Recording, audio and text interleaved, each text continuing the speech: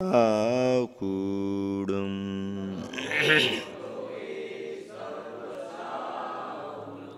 पंच परमेष्टि भगवान की, अहिंसा परमो धर्म की, देवादिदेव जराट श्री शांतिनाथ भगवान की, अध्यात्म शिरोमणि आचार्य कुंद कुंद महाराज की, गुरुवर आचार्य श्री विद्यासागर जी महाराज की।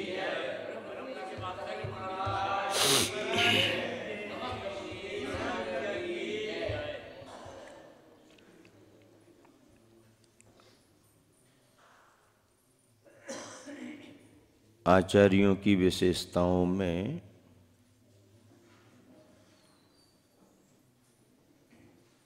आचार्य परमेष्टि संघ नायक होने के कारण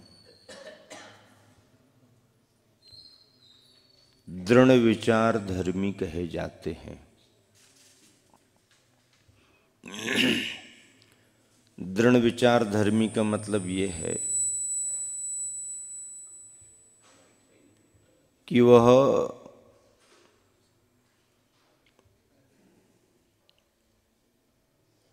जो भी विचार करते हैं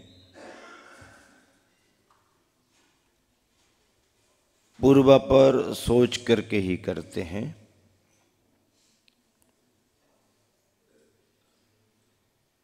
और सम्यक रीति से विचार चिंतन के बाद जो निर्णय कर लेते हैं तो उस पर अमल भी करते हैं।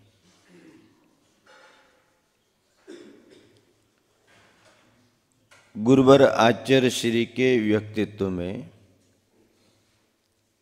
ये विशेषता तो स्वभाव से ही दिखती है। जब से मैंने गुरुवर को देखा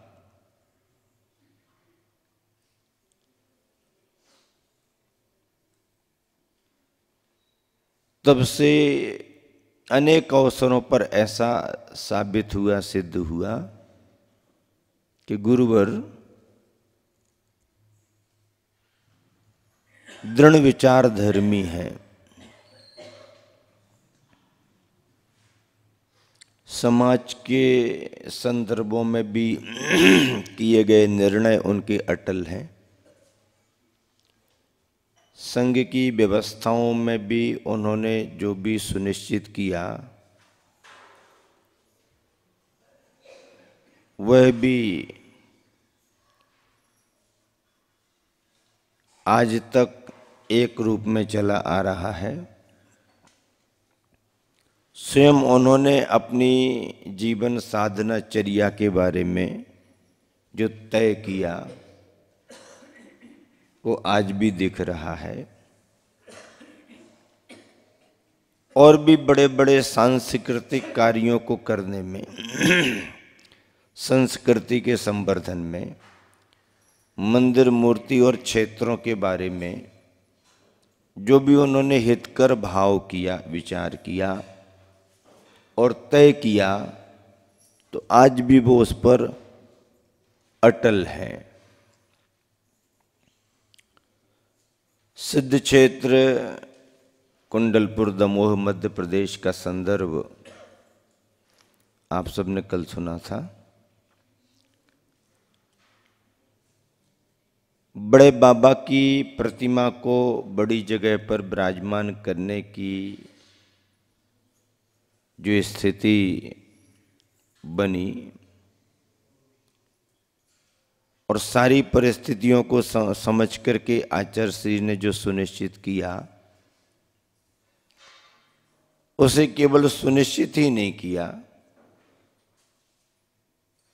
बल्कि मूर्त रूप भी दिया।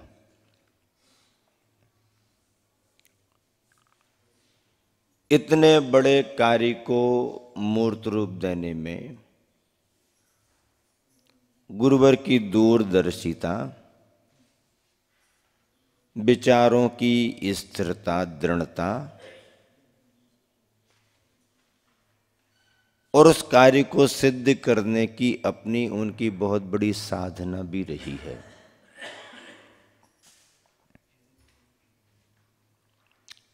कुंडलपुर के उन दिनों में जब 16 जनवरी से मंदिर को खोलने का कार्य शुरू हुआ और 17 जनवरी 2006 में प्रतिमा को नए स्थान पर भव्यता के साथ उच्च स्थान पर विराजमान कराया गया, वह दृश्य ऊहापोह भरा था। विचारों में द्वंद्व था लोगों के। देश में ऊहापोह की स्थितियां बनी थी। तर्क वितर्क, शंका कुशंका निरंतर आकार ले रही थी। चिंताएं कमेटी को और सभी को व्याप रही थी। लेकिन आचार्य श्री ने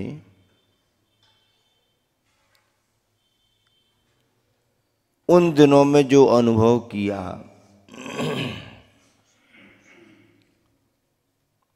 और उसके पहले विगत अनेक वर्षों से जो उस पर विचार किया, परामर्श लिए, सावधानी से हर बात को बारीकी से समझा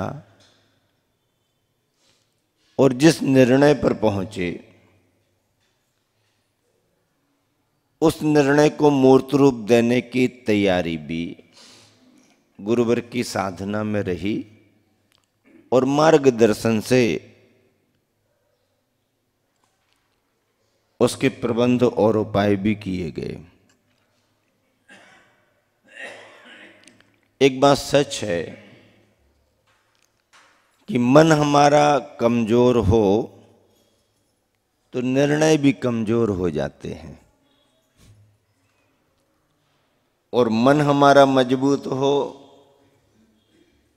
तो निर्णय भी मजबूत बना रहता है।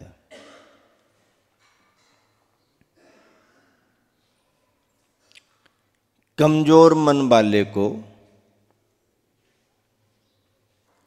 प्रतिकूल परिस्थितियां बहुत जल्दी प्रभावित कर देती हैं और परिस्थितियों के प्रभाव में आने पर मन को बदल दिया जाता है, विचारों को बदल दिया जाता है।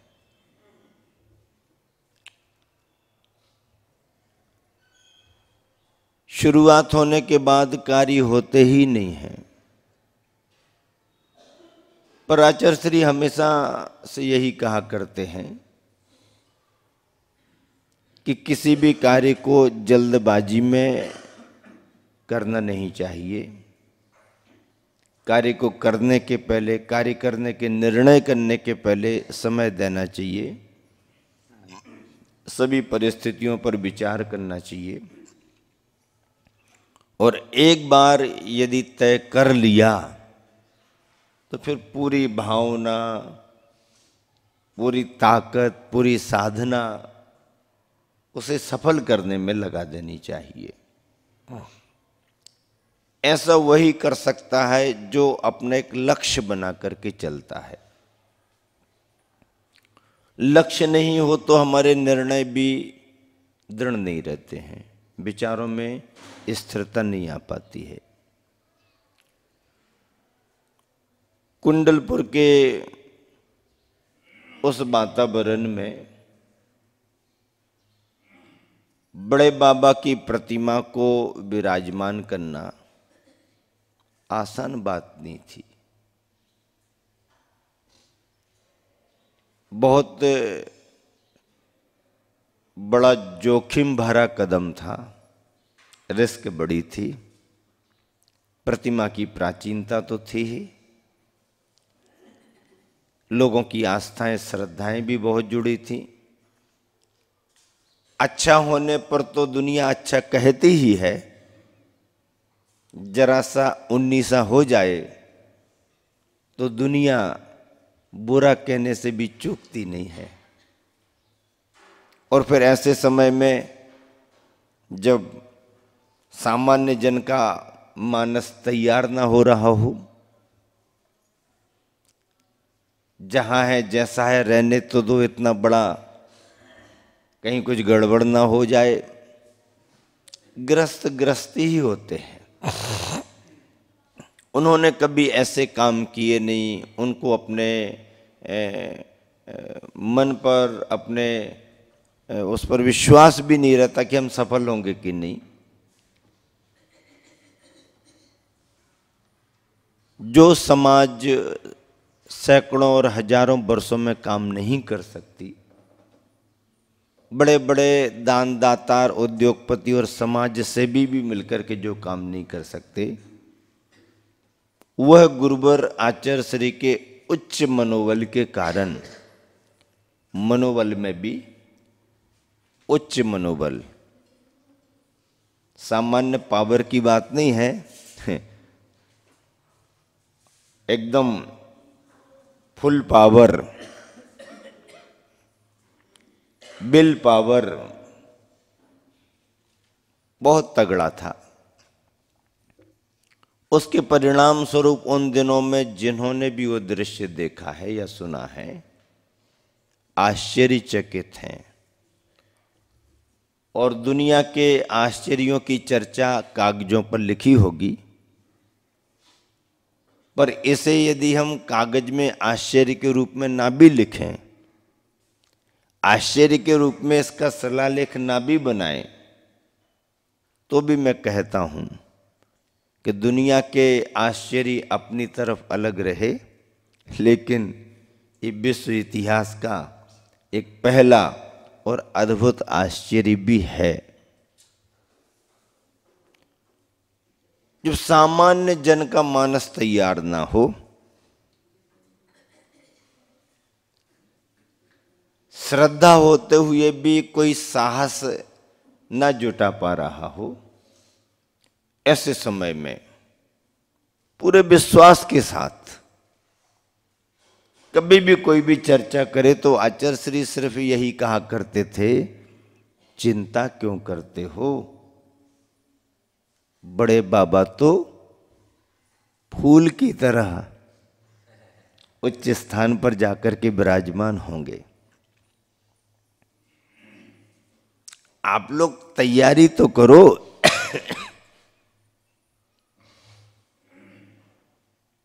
पड़गाहन करना पड़ता है, बिना बुलाए बिना भावना किए कोई थोड़ी आते हैं।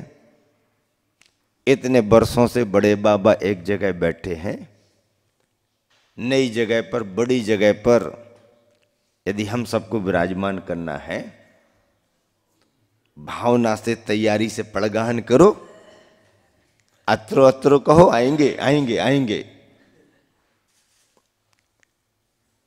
आचार्य श्री का पड़गाहन तो दुनिया देखती है, दुनिया ने देखा है, पर आचार्य श्री ने आचार्य पद में किसी का पड़गाहन किया हो, ये किसी ने देखा है क्या? ऐसा कहा जा सकता है क्या? इस मायने में कहा जा सकता है। आचार्य श्री स्वयं खड़े होकर के अपने दोनों हाथों में पिच्छिका लिए, नमोस्तु नमोस्तु, अत्रो अत्रो, भगवान आइए आइए पधारिए, उच्च स्थान तैयार है, आइए आइए पधारिए। यदि ऐसा भावों से, वचनों से उच्चारित कर रहे हों, तो ये आमंत्रित करने का, नई जगह पर विराजमान कराने के लिए बुलाने का पड़गाहन नहीं है तो और क्या है? बुलाना ही तो पड़गाहन है ना। आप तो पड़गाहन को केवल आहार में ही समझते हैं। आचार्य जी ने पड़गाहन का नया स्वरूप दिया, पधारो पधारो पधारो। और जिस विश्वास के साथ आचार्य श्री हमेशा कहा करते थे, चिंता मत करो, बड़े बाबा फूलों की तरह चल करके आएंगे,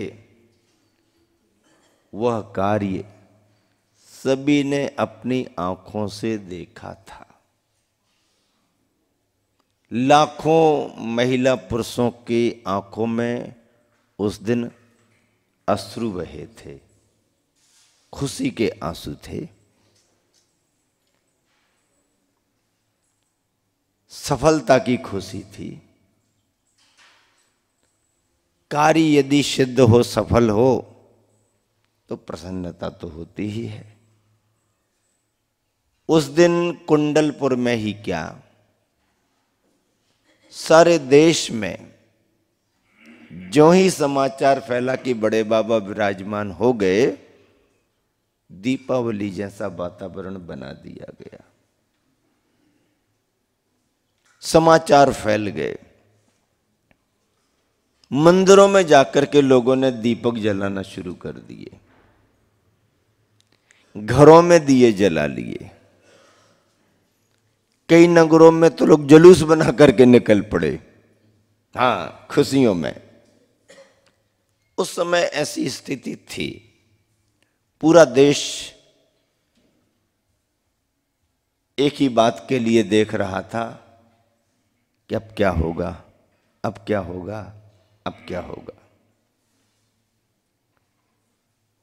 गुरुवर से उन क्षणों में मैंने लेख में लिखा, एक लेख लिखा है कुंडलपुर पर, बड़े बाबा के विराजमान होने पर। मैं था नहीं वहाँ पर, लेकिन हमारे ज्ञान में सब झलक रहा था और मेरा उपयोग पूरा लगा था। मुझे विशेष रूप से सिद्ध क्षेत्र कुंडलपुर कमेटी के संतोष सिंगई का समाचार गया, हृदय मोहन जी विदिशा वालों का समाचार गया कि ये कार्य संपन्न हो गया है, एक स्मारिका बनाने का भाव है, आपका लेख आना चाहिए। हमने सहज खबर भेजी, मैं तो उपस्थित था ही नहीं, पर क्या लिखूं। नहीं महाराज जी, आपको सारी जानकारियां हैं। पहले मस्तकाभिषेक समारोह में आप उपस्थित थे और जो कार्य हुआ है समाचार आपको विदित हैं, आप लेख लिख करके भेजें। एक लेख हमने लिखा था, नागपुर में थे उस समय, छोटे बाबा बड़े बाबा को लेकर के, और उसमें हमने लिखा कि जिस समय बड़े बाबा आगे बढ़ते जा रहे थे, उस समय अंतरंग की प्रसन्नता और प्रफुल्लता में जब गुरुवर के आंखों से आंसू निकलने लगे, स्वयं संघ ने और उपस्थित श्रद्धालुओं ने उसे देख लिया। किसी ने पूछ लिया, गुरुदेव ये क्या? महाराज जी भी बहुत होते हैं। तो आचार्य श्री कहते हैं बस यूं ही खुशी के आंसू हैं, खुशी के आंसू हैं। आचार्य श्री कैसा लग रहा था? अरे क्या पूछते हो तुम? आचार्य श्री उस समय तो आप भी बहुत सीरियस जैसे दिख रहे थे, चेहरे पर आपका भाव वैसा दिख रहा था। हाँ, उस समय ऐसा था।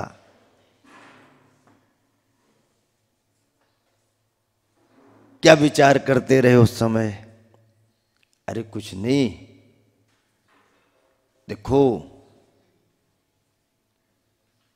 उस समय दुनिया मेरे को देख रही थी और मैं केवल बड़े बाबा को देख रहा था।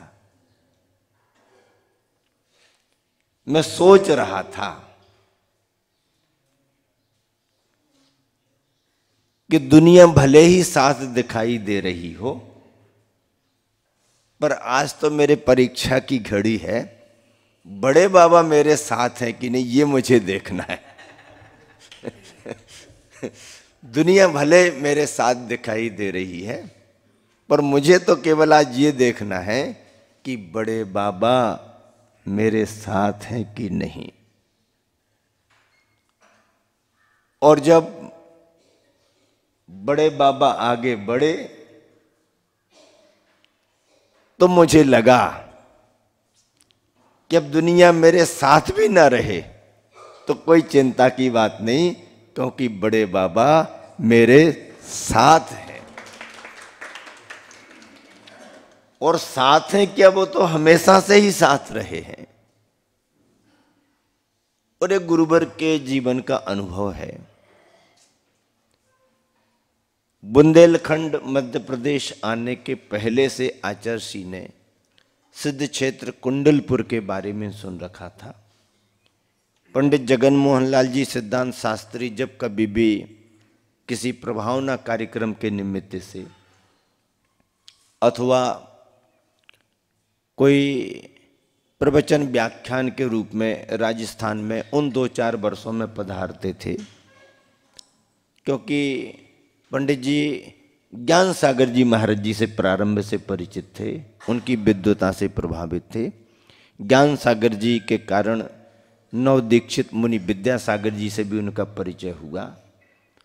और जब कभी भी आना जाना हुआ तो वह यही कह करके निवेदन करते थे ज्ञान सागर जी महाराज को कि आपका तो उस प्रदेश में आना हुआ नहीं, हमारा प्रदेश आपके ज्ञान से चर्या से अछूता रह गया, इन नए महाराज जी को ही हमारे यहाँ भेजाओ और ये महाराज जी पधारेंगे और ज़्यादा कार्य होगा। ज्ञान सागर जी ने भी संकेतों में गुरुवर आचार्य जी को अपने उन समयों में कह रखा था कि आपको चर्या साधना की दृष्टि से, ज्ञान की दृष्टि से बुंदेलखंड इलाका अनुकूल रहेगा। ये सब भी आचार्य श्री के मन में पहले से ही था। हाँ, और राजस्थान में उन 3-4 वर्षों में आचार्य श्री ने रह करके देख लिया, संलेखना के बाद भी देख लिया, भक्ति लोग करते हैं, सेवा भावना रहती है, लेकिन यदि एक बहुत बड़े लक्ष्य को लेकर के चलें, वृत्ति बने,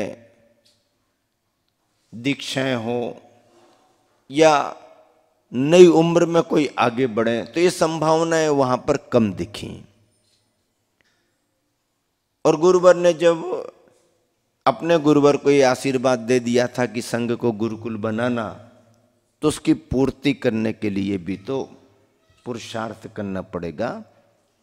राजस्थान बहुल इलाके में ये संभावना गुरुवर को नहीं दिखी। 2-4 बरस अपना सब अध्ययन करके और वृद्ध लोगों के बीच में अपनी भावना प्रभावना रखते हुए नई पीढ़ी को आशीर्वाद दे करके आचार्य श्री राजस्थान से उत्तर भारत और मध्य प्रदेश की ओर विहार किए। मध्य प्रदेश में आते साथ ही जो वातावरण उनको मिला, विद्वानों का सानिध्य जो मिला, क्षेत्रों पर चर्या करने की जो निराकुलता मिलती गई और क्रमशः वृत्ति जनों का सानिध्य और वृत्ति बढ़ते गए, तो संघ गुरुकुल ही बन गया। उन दिनों में कुंडलपुर में आचार्य श्री का जो प्रवास बड़े बाबा को विराजमान करने के लिए हुआ था, उस प्रवास में सभी का योगदान था। संघ भी लगा था, त्यागी वृत्ति भी लगे थे, जाप्य अनुष्ठान बहुत चलते रहे, साधना बहुत चलती रही, भावना प्रभावना बहुत चलती रही। एक अद्भुत कार्य जिसे हम विश्व का एक बहुत बड़ा आश्चर्य कहें तो भी कम है, ऐसा हुआ, घटित हुआ, साधना के बल पर घटित हुआ। कुंडलपुर का जो भाव आचार्य श्री का बना और प्रथम बार गुरुवर ने आकर के जो बड़े बाबा की वंदना की थी, क्षेत्र की प्रशस्तता देखी, स्वाध्याय के योग अनुकूलता का वातावरण देखा, तभी से मन कुंडलपुर बड़े बाबा के प्रति गुरुवर का बहुत था। समय के अनुसार ये विचार हुआ, छोटे से बड़ी जगह स्थानांतरण, इस समय और भौगोलिक परिस्थितियां, भूकंप आदि का प्रभाव, छोटी जगह की असुविधाएं, बहुत सारे बिंदुओं को लेकर के कमेटी ने, समाज ने तय किया और इतने बड़े कार्य को संपन्न करने में समाज के बड़े बड़े उद्योगपति, दानवीरों का योगदान तो रहा ही रहा। कार्यकर्ताओं में मुख्य तो दमोह से जो विशेष कार्यकर्ता क्षेत्र कमेटी में रहे, उनका योगदान था। संतोष सिंगई जी का परिवार एक बहुत समर्पित परिवार है, समाज के लिए भी और कुंडलपुर क्षेत्र के लिए भी। उनके पिताजी ने जब से संतोष जी आगे बढ़े क्षेत्र की सेवा के लिए, और उनके भैया राकेश ने संतोष को एकदम फ्री कर दिया। दुकान पर आने की अब तुम्हारे कोई जरूरत ही नहीं, बल्कि बीच बीच में कभी संतोष जी यदि दुकान पर जाकर के थोड़ा बैठे भी तो राकेश हंस करके कहता, आप तो क्षेत्र की सेवा करो। समाज ने भी उन्हें बहुत स्नेह दिया। आज भी समाज में वो लोकप्रिय हैं और लगभग मैं समझता हूँ 15-20 साल हो गए वो जब से अध्यक्ष बने हैं, आज भी वो अध्यक्ष ही हैं। और मुझे तो ऐसा लगता कि बड़े बाबा का काम जब तक पूरा नहीं होगा, अब चुनाव उनाव तो औपचारिकता होती हैं, सर्वसम्मति से संतोष को ही अध्यक्ष बना दिया जाता। उनके परिवार का पूरा समर्पण है, प्रतिष्ठित परिवार से हैं, सक्षम संपन्न परिवार से रहे हैं और उनके परिवार का पुण्य भी कुछ इस तरह से बढ़ा कि उनके बेटे के संदर्भ में आपने सुना होगा कि यहाँ पर संतोष सिंगई ने अच्छे घर परिवार में कन्या को देख करके विवाह संबंध तय करना चाहा। परिवार ने अपने मन से सुनिश्चित जैसा कर लिया, पर जब बेटे के सामने बात रखी तो उसने कहा, आप जैसा कहोगे ठीक रहेगा, लेकिन मुझे एक बार आचार्य श्री के दर्शन कर लेने दो, 2-4 घंटे का समय मुझको दे दो। 2-4 घंटे का समय मुझको दे दो।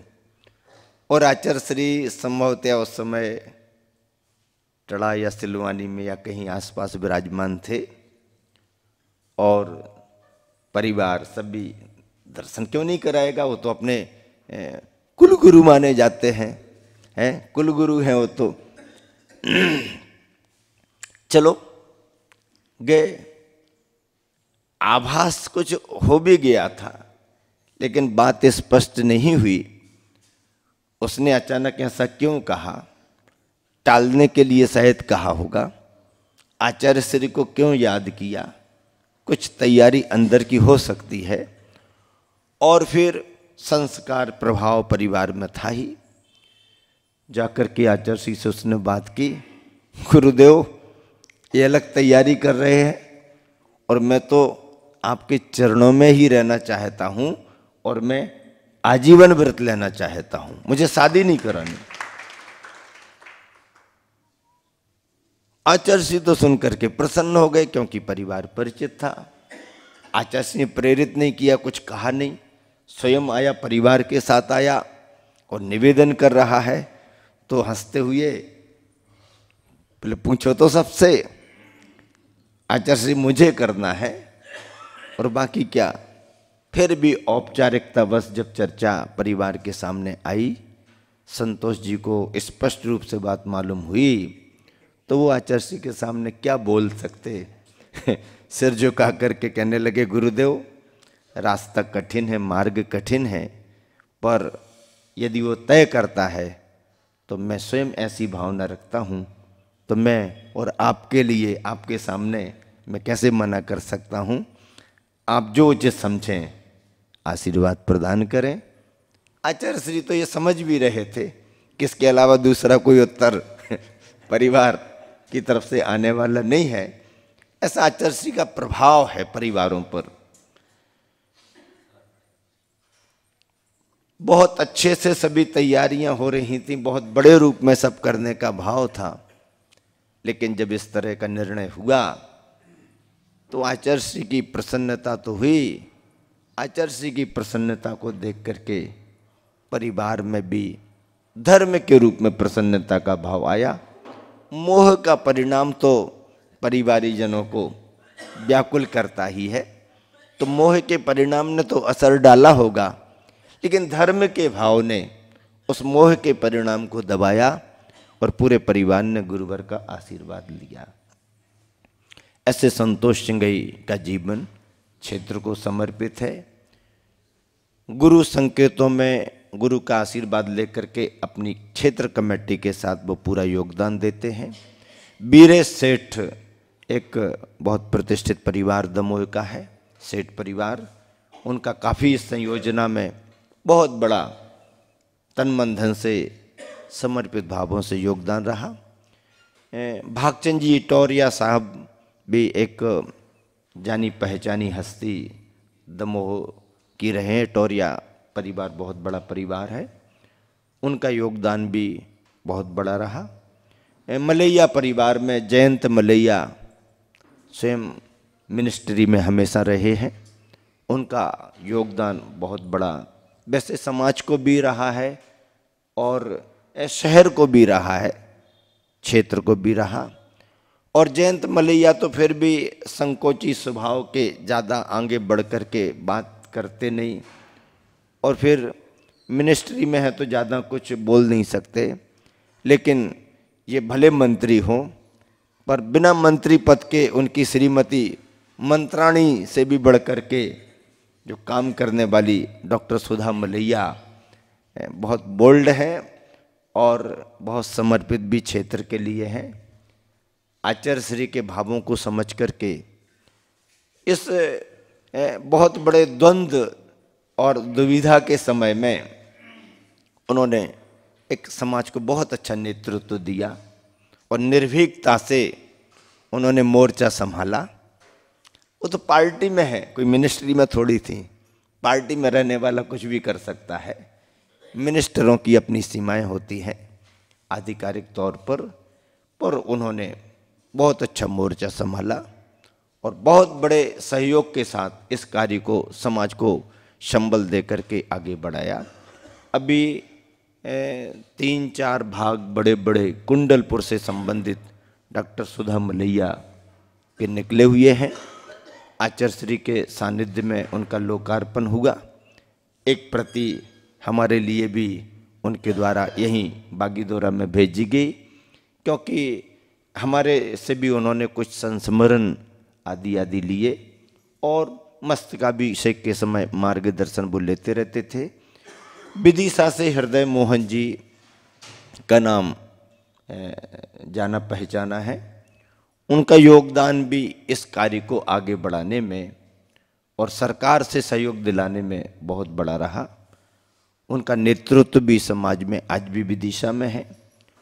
हम लोगों के समय भी उन्होंने समाज को बहुत बड़ा नेतृत्व दिया, समाज का संगठन बहुत बड़ा खड़ा तैयार किया। शीतल धाम के लिए उन्होंने बहुत बड़ी भूमिका निभाई, अभी भी निभा रहे हैं। और ऐसा करके इन्होंने एक बहुत अच्छी टीम बना ली थी, जिस टीम ने कुंडलपुर महामहोत्सव को बहुत अच्छे से संपन्न कराया और आगे के इन कार्यों में भी उनका बहुत बड़ा योगदान रहा। इसके पहले बाबू ताराचंद जी जो बैंक के मैनेजर थे, रिटायर होने के बाद में कुंडलपुर के लिए उन्होंने बहुत बड़ी सेवाएं दी और इतने सरल सहज व्यक्तित्व के धनी ताराचंद जी बाबू थे कि मतलब थे तो वो अध्यक्ष, पर सैकड़ों लोगों ने उनको कई बार ऐसा भी देखा कि झाड़ू लेकर के वो क्षेत्र की सफाई कर रहे हैं, हाँ, पूरा कचरा उठा करके अलग कर रहे हैं। इतनी सरलता से क्षेत्र की सेवाएं दी थी उन्होंने। अभी संतोष सिंघई अपनी सेवाएं दे रहे हैं।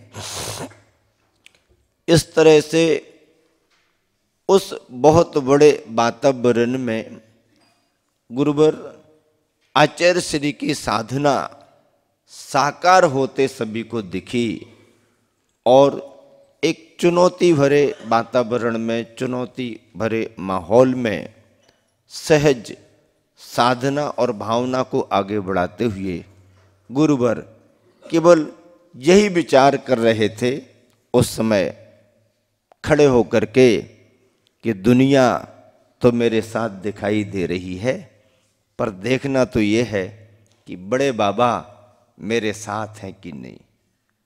और फिर जब बड़े बाबा आगे बढ़ने लगे, जो क्रेन आई थी उस क्रेन को पुष्पक विमान की तरह तैयार कर दिया गया। उस क्रेन को हैंडल करने वाला सरदार लड़का था। कल हमने सुनाया था, उस सरदार बालक गुजरात मेहसाना से आया हुआ था। उम्र बहुत ज्यादा नहीं थी, अभी अभी पढ़ाई लिखाई करके आया था। 20-21 के अंदर अंदर का ही होगा। ऐसा युवा सरदार बालक जब क्रेन को हैंडल कर रहा, क्रेन की पकड़ ही नहीं बन पा रही, और मूर्ति में जब पकड़ ना लगे तो मूर्ति को फिर क्रेन के सहारे कैसे उठाएं। पट्टा जो आया था प्लास्टिक का पट्टा, वजन में बिल्कुल हल्का, पर उसके अंदर इतना पावर कि बहुत बड़ा वजन भी वो उठा सकता। बहुत तैयारियां, किसी भी तरह से प्रतिमा को जरा सी खरोंच भी नहीं आना चाहिए, स्क्रैच जरा सा भी नहीं आना चाहिए। ऐसी सावधानी सतर्कता से कार्य हो रहा था। और सरदार बालक जब अपने कार्य में सफल नहीं हो रहा था तो पसीना पसीना हो रहा था। उसके माथे पर चिंता की रेखाएं अपने आप समझ में आने लगी। उसे चिंतित देख करके आचार्य श्री को और ज्यादा चिंता होने लगी। समय निकल रहा है, विलंब हो रहा है, समय वैसे भी इस काम को करने के लिए बहुत कम है, क्या किया जाए। कुछ नहीं, संकेत देकर के उस सरदार बालक को बुला लिया गया।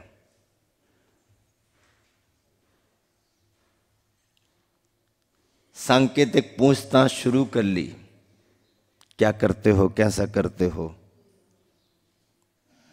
सहज रूप से श्रद्धा से आशीर्वाद मांग रहा था, बाबा जी आशीर्वाद दो, हमारा काम होना चाहिए। कभी रुका नहीं हमारा काम, इससे बड़े बड़े काम हमने किए हैं, ये काम अटक रहा है, थोड़ा आशीर्वाद दो। आचार्य जी समझ गए कि तूने बड़े बड़े काम तो कर दिए हैं, ये बात सही है, लेकिन ये काम अटक रहा, ये भी सही है। क्यों अटक रहा? आचार्य को अंदाज लग गया कि सरदार परिवार का बालक है, परिवारों में चलता है, शायद इसका भी चलता ही होगा, इसे त्याग करा देना चाहिए। जब तक ये त्याग नहीं करेगा कैसे काम बनेगा? बड़े बाबा का काम है, धर्म का काम है, कोई सामान्य पत्थर थोड़ी उठाना है। उसको संकेतों में पूछ लिया, क्यों, कुछ नियम वगैरह ले सकते क्या? बाबा जी क्या नियम? उसको लगा कोई कठिन नियम देंगे। नहीं नहीं, ऐसा कुछ खाते पीते तो नहीं हो। अब खाते पीते पूछ लिया जाए तो वैसे तो दुनिया खाती पीती है, कौन नहीं खाता पीता? उपवास करते हैं क्या? उपवास करता कोई है? सभी खाते पीते हैं। पर इन खाते पीतों को यदि पूछे क्यों खाते पीते तो नहीं हो, तो ये समझ जाएगा क्या पूछ रहे हैं। वो ये समझ लेता कि भोजन पानी की बात नहीं कर रहे, खाते पीते का मतलब ये तो खाने पीने वाले, इनसे क्या बात करना, खाने पीने वाले तो इनसे खाने पीने वाले इनसे क्या बात करना, मतलब समझ जाते कि क्या खाने पीने वाले, क्यों कुछ खाते पीते तो नहीं। संकोच में आ गया, चुप रह गया। देखो धर्म का काम है, बड़ा काम है, भगवान की प्रतिमा विराजमान कर रहे हो तुम, नॉनवेज वगैरह तो नहीं करते। यदि ऐसा कुछ होगा तो ये इसीलिए तो ऐसा हो रहा। उसके ख्याल में आ गया, अरे ये मामला है। और उसने कहा, गुरुदेव बात सही है, त्याग करो, त्याग करो, त्याग करने का प्रभाव पड़ेगा। जी गुरुदेव, आज से त्याग करता हूं, नॉनवेज का त्याग करता हूं। उसने मांसाहार का त्याग कर दिया। परिणाम क्या निकला कि जब पुनः वह मशीन पर बैठा, उसका दिमाग कुछ ऐसा दौड़ा चला कि उसकी क्रेन की पकड़ बन गई।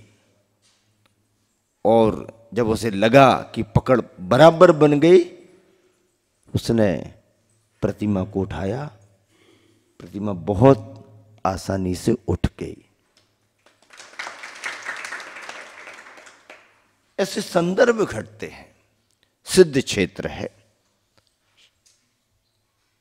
हजारों वर्षों से पूजा आराधना होती रही ऐसी प्रतिमा है।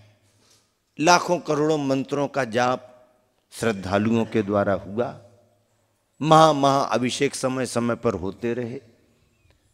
मुनि जन आचार्य जन भी स्वाध्याय साधना करते रहे होंगे।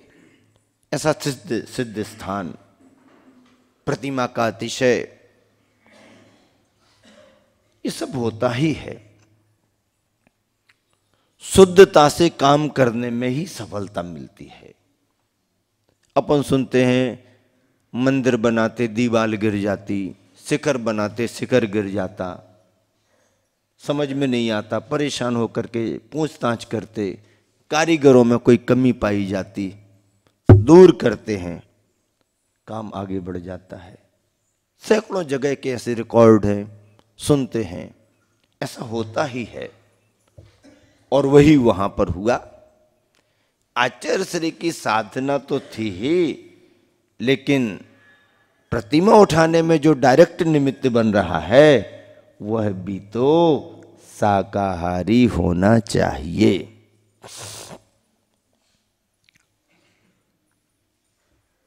प्रतिमा विराजमान करने के बाद यूं ही नहीं छोड़ा गया। इतनी क्रिया होने पर प्रतिमा को पुनः प्रतिष्ठित करना पड़ता है। ये बात अलग है कि नई निर्मित प्रतिमा को जैसे पंच कल्याणक किए जाते हैं, वैसे पंच कल्याणक प्राचीन प्रतिमाओं को करने की जरूरत नहीं, लेकिन 3 कल्याणक तो करने ही पड़ते हैं। इतना बड़ा कार्य हुआ है, इस तरह से कार्य हुआ है, तो 3 कल्याणक करना पड़ेंगे।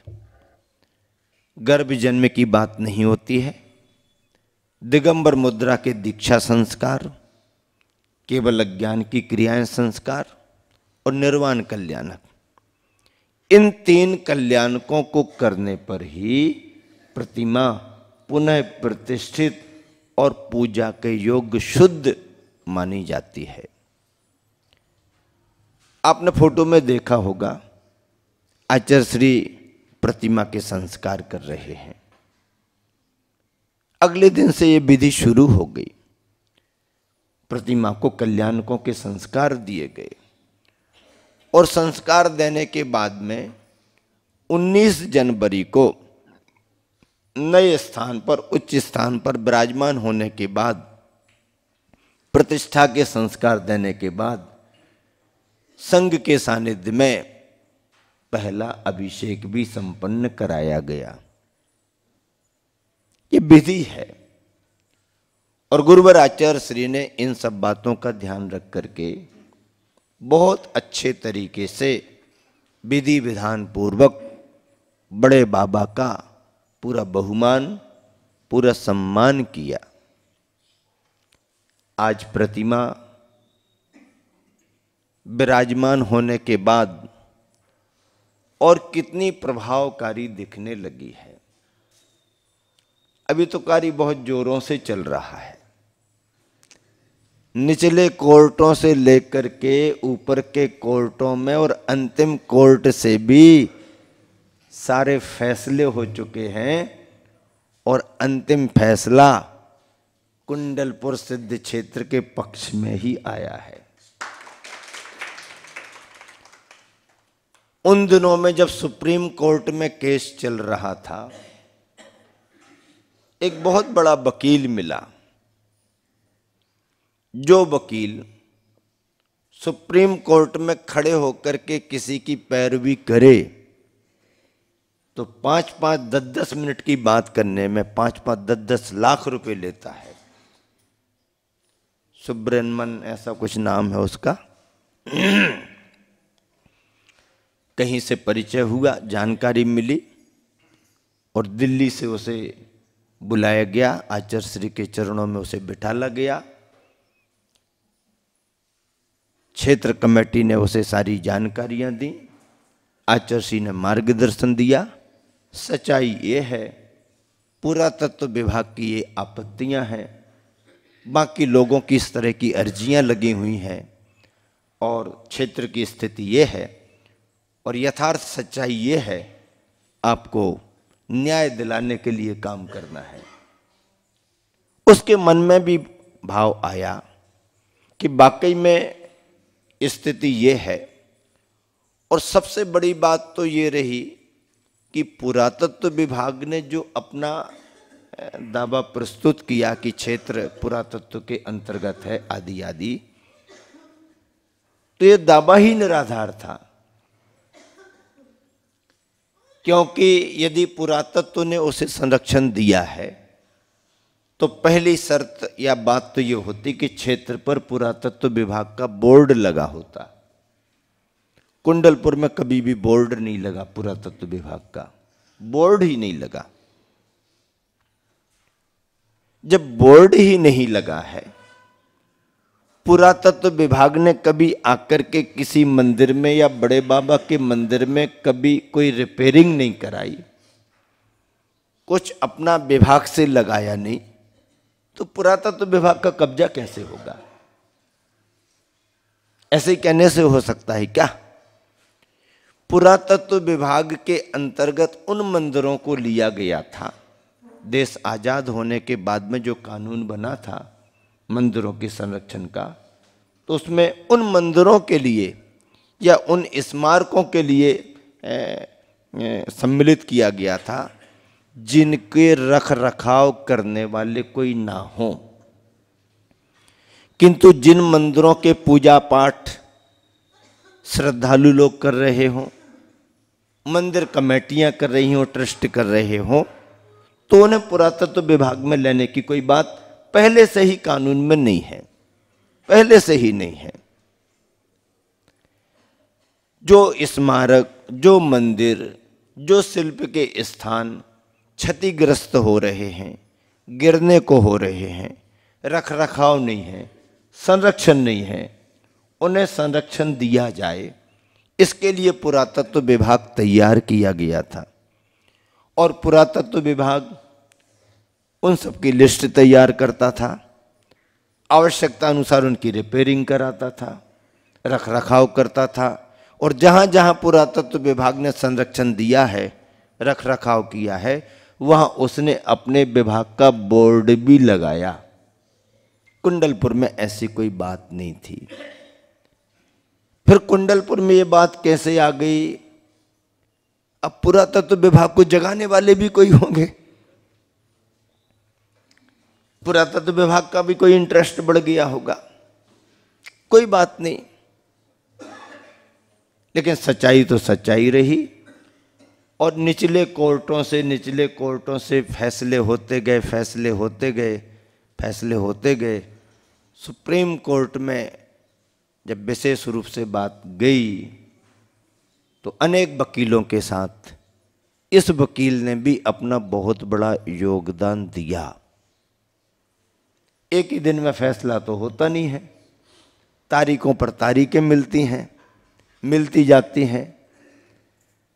कमेटी पहुंचती रही, वकील अपनी दलीलें प्रस्तुत करते रहे, वकील को सारी जानकारियां देते रहे।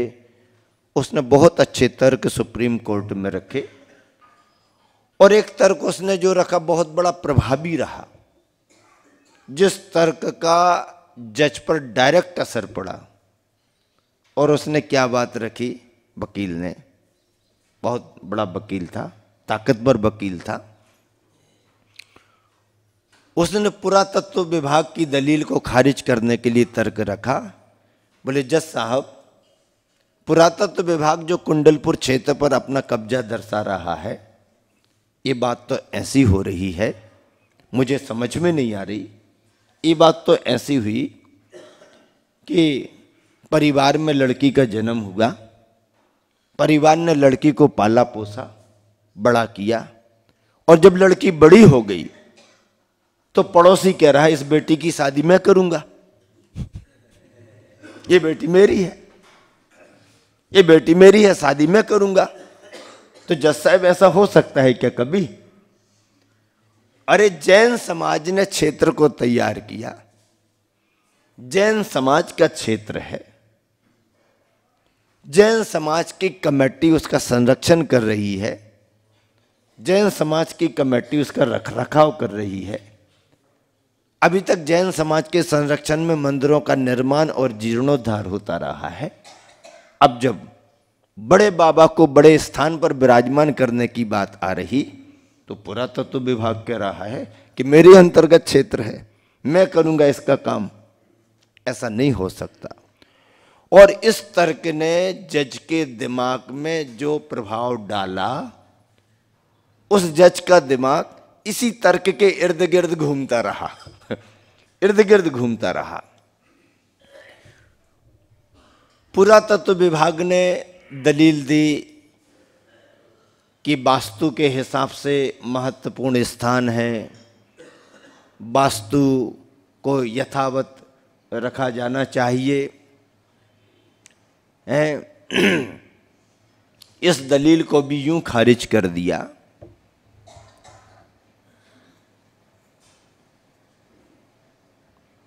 कि वास्तु के हिसाब से महत्वपूर्ण वो स्थान होते हैं जहां पर कोई शिलालेख हो, शिल्प हो।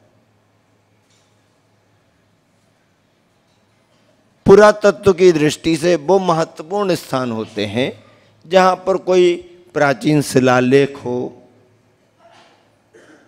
पुरातत्व की महत्वपूर्ण सामग्री हो, कोई शिल्प कला हो, शैल चित्र उत्कीर्ण किए गए हों, तो उस स्थान का महत्व पुरातत्व के लिए हो सकता है। पर मंदिर में तो ऐसा कोई पुरातत्व है नहीं। मंदिर का जीर्णोद्धार पहले से होता आया है। दीवारें बनी हैं तो जितना शिलालेख जीर्णोद्धार का है वो जीर्णोद्धार का शिलालेख है, उसे सुरक्षित वैसे ही रखा जा रहा है। बाकी कोई शिल्प नहीं, कोई शिलालेख नहीं। सन 2001 के समय जब महामस्तकाभिषेक हुआ था, उस समय मुख्यमंत्री दिग्विजय सिंह थे। उन्होंने अपने उद्बोधन में आचर्य के मंच पर ये बात स्पष्ट रूप से स्वीकार की थी और कहा था कि भाई मैं ये समझ नहीं पा रहा हूँ पुरातत्व पुरातत्व पुरातत्व क्या बात है, पर मुझे ये समझना है किस मंदिर में और बड़े बाबा में महत्वपूर्ण क्या है। दीवारें महत्वपूर्ण है कि प्रतिमा महत्वपूर्ण है? दीवालों को संभाला जाए कि बड़े बाबा को संभाला जाए? अरे बड़े बाबा संभल जाएंगे तो दीवारें अपने आप संभल जाएंगी, नई बन जाएंगी। और वहीं के वहीं बड़े बाबा बैठे रहे और कुछ गड़बड़ हो गया तो दीवालों का कोई पुरातत्व नहीं, क्योंकि उसमें शिल्प नहीं, शिलालेख नहीं, शैल चित्र नहीं, ईंट चूना का मसाला लगा हुआ है, पत्थर लगे हुए हैं। क्या पुरातत्व है? महत्वपूर्ण पुरातत्व तो 1500 वर्ष प्राचीन प्रतिमा बड़े बाबा की है, उसे सुरक्षित करना जरूरी है। और उसकी सुरक्षा के जो उपाय हों, हमारी सरकार उसके लिए सहयोगी है। उसी का अनुकरण बात की सारी सरकारों ने किया। शिवराज जी का योगदान सरकार के रूप में बहुत ज़्यादा रहा। धर्म के प्रति वैसे भी वो श्रद्धालु हैं। गुरु भक्त, मुनि भक्त और आचार्य श्री के तो अपने आप में, आचार्य श्री उन्हें भले ही शिष्य ना माने, पर वो तो अपने आप में आचार्य श्री को गुरुवर मान के ही चलते हैं और घोषित भी कर चुके हैं कि हमारे गुरुवर तो आचार्य श्री ही है। और जब एक इतना बड़ा पद पर बैठा हुआ व्यक्ति अपनी भावनाओं से किसी निर्ग्रंथ मुनि और आचार्य के लिए मुख्यमंत्री जैसी हैसियत को रखने वाला, राष्ट्रीय स्तर पर अपनी पहचान बनाने वाला एक निर्ग्रंथ मुनि आचार्य को अपना गुरु माने, तो गुरु को गृहस्थ शिष्य के रूप में स्वीकार करने में आपत्ति क्या है? दीक्षा के बाद शिष्यत्व का संबंध होता वो बात की बात है, लेकिन गृहस्थ भी तो अपने आप में समर्पित होकर के शिष्यत्व पने का भाव प्रकट करते हैं। गुरुओं की कृपा उन पर भी होती है। ऐसे उनके परिवार का योगदान और प्रशासन का योगदान, श्रीमती साधना उनकी जो है पत्नी बड़ी धार्मिक हैं। जैन मुनियों के प्रति बहुत सहजता उनके मन में रहती है। धार्मिक श्रद्धा होने के साथ साथ आचार्य श्री यदि उनको अवसर दें तो क्या क्या वो निवेदन करते रहते हैं, लेकिन आचार्य श्री मुस्कुराते हुए भूमिका के अनुसार धर्म करो इतना आशीर्वाद देते हैं और प्रोत्साहित करते रहते हैं। ऐसा उनका भी बहुत बड़ा योगदान था। महत्वपूर्ण बात ये सही है कि प्रतिमा ही है, महत्व तो प्रतिमा का है, बाकी तो उसके सहयोगी पार्ट है। और वकील ने सुप्रीम कोर्ट में जब ये दलील रखी कि साहब महत्वपूर्ण तो प्रतिमा है और उसी की सुरक्षा पर पूरा ध्यान कमेटी का है, होना भी चाहिए। कोई शिलालेख, कोई शैल चित्र, कोई यहाँ पर शिल्प तो है नहीं जिसे हम पुरातत्व कहें।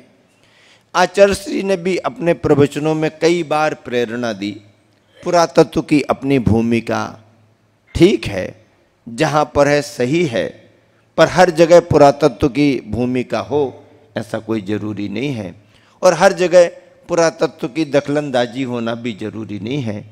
कायदे कानून से पुरातत्व काम करे जहाँ आवश्यकता है, लेकिन पर्यटन स्थलों में और पूजा स्थलों में अंतर होता है। पर्यटन स्थल वो होते हैं जहाँ पर कोई भी आते जाते रहते हैं, कैसे भी आते जाते रहते हैं, घूमने फिरने वाले सैलानी लोग का आना जाना रहता है, देसी विदेशी आते रहते, वो पर्यटन स्थल होते हैं।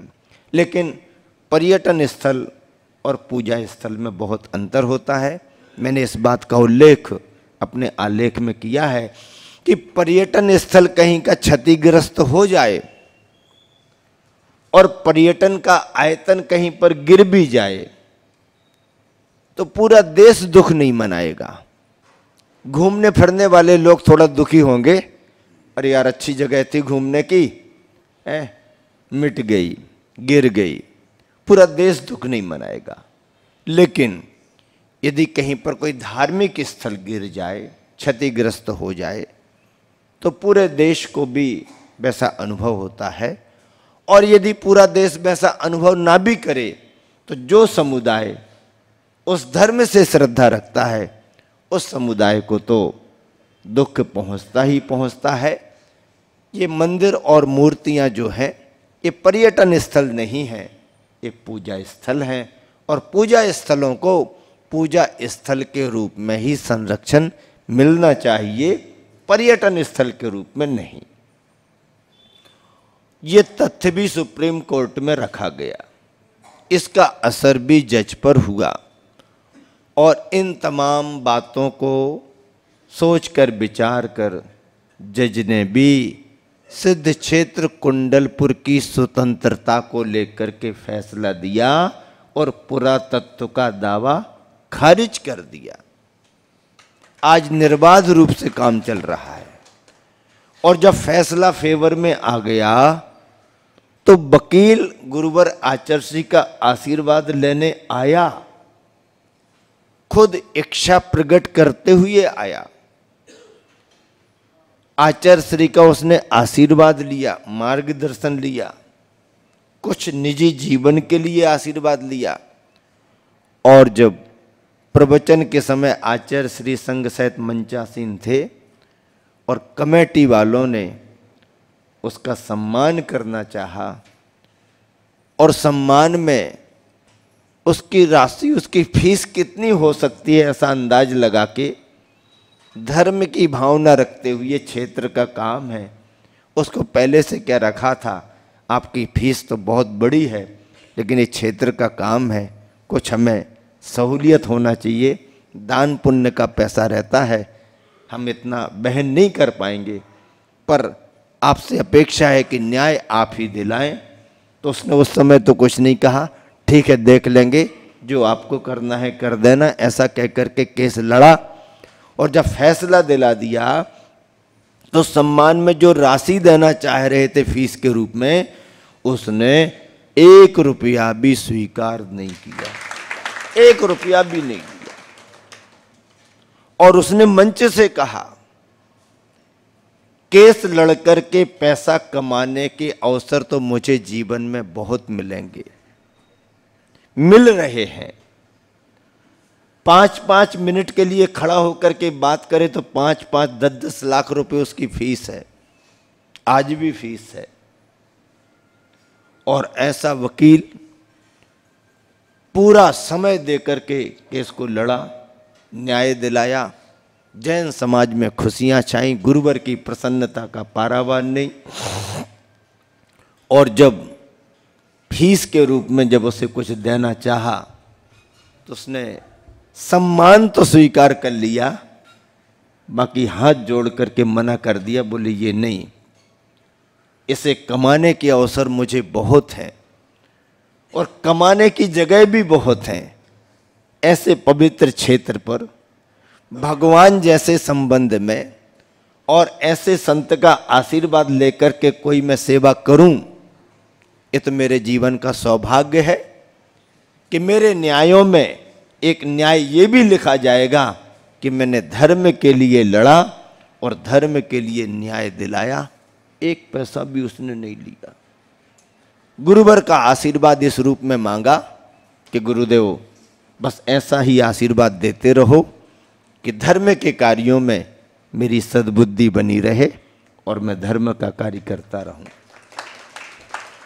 ऐसा आशीर्वाद गुरुवर का उसे मिला। और बंधुओं, दीक्षाओं का भी संदर्भ मैंने सुना दिया था। ऐसे ही वातावरण में कुंडलपुर में आर्य का दीक्षाएं भी बहुत अच्छे से संपन्न हुई थी। 58 आर्य का दीक्षाएं संपन्न हुई थी। ऐसे प्रेरक प्रसंग, चिंतन के प्रसंग, चिंता के प्रसंग, भय और आकुलता के प्रसंग गुरुवर आचार्य श्री की साधना से निश्चिंतता में बदल गए, आनंद में बदल गए। और एक वातावरण ऐसा बना समाज में कि गुरुवर की कृपा से बड़े बाबा बड़े स्थान पर तो विराजमान हुए ही हुए, हमारा सिद्ध क्षेत्र भी हमेशा हमेशा के लिए पुरातत्व से स्वतंत्र हो गया, पुरातत्व से स्वतंत्र हो गया। आज कोई भी बाधा नहीं, हर तरह से कमेटी के लिए स्वतंत्रता है और कमेटी भी बराबर सावधानी से, अपव्यय से बचते हुए, अनावश्यक खर्चों से बचते हुए दान का उपयोग अच्छे से कर रही है। अब थोड़ा बहुत तो काम जब बड़ा होता है तो कुछ तो जाने अनजाने नुकसान होते ही रहते हैं इतने बड़े कार्यों में, लेकिन कमेटी सजग है और कमेटी तब और सजग हो जाती है, जबकि कोई विरोधी स्वर यदि पीछे से सुनाई देने लगे। यही तो लोकतंत्र है, और लोकतंत्र में ऐसा थोड़ा बहुत हो जाना भी ठीक माना जाता है, क्योंकि जब तक कोई सतर्क नहीं करेगा, जब तक कोई कमी नहीं बताएगा, जब तक कोई गलती नहीं बताएगा, तब तक काम करने वाला भी सावधान कैसे हो सकता है। इसलिए गुरुवर आचार्य जी ने कहा कि यदि कोई थोड़ा विरोध भी कर रहा है, तब उसके विरोध में सच्चाई कितनी है। कभी तथ्यात्मक विरोध होता है, कभी स्वार्थात्मक विरोध होता है, कभी आपसी का विरोध होता है, कभी घर परिवार कुटुंब का विरोध आड़े आ जाता है। तो विरोध के भी कई तरीके होते हैं, पर यदि सच्चा विरोध है तो उसे सुनना और समझना चाहिए, और यथासंभव सच्चाई को स्वीकार करना चाहिए। और यदि सच्चा विरोध नहीं है, बनावटी विरोध है, केवल विरोध के लिए विरोध है, कोई प्रसंग बना करके विरोध है, तो उन विरोधों को समझते हुए उनकी चिंता नहीं करनी चाहिए, क्योंकि सच्चाई सच्चाई होती है और सच्चाई को पाने में देर लग सकती है, पर अंधेर नहीं हो सकता है। और इसीलिए कहा है कि भगवान के दरबार में सच्चाई के लिए देर हो सकती है, पर अंधेर नहीं हो सकती है। ऐसे कुंडलपुर के बड़े बाबा और छोटे बाबा की अतिशय चमत्कार, साधना और प्रभावना हम सभी निरंतर देख रहे, सुन रहे हैं, समझ रहे हैं। इसी क्रम में समय को देख करके आज यहीं पर विराम दे रहा हूँ। शेष विशेष वार्ता आने वाले समय में होगी। महावीर भगवान की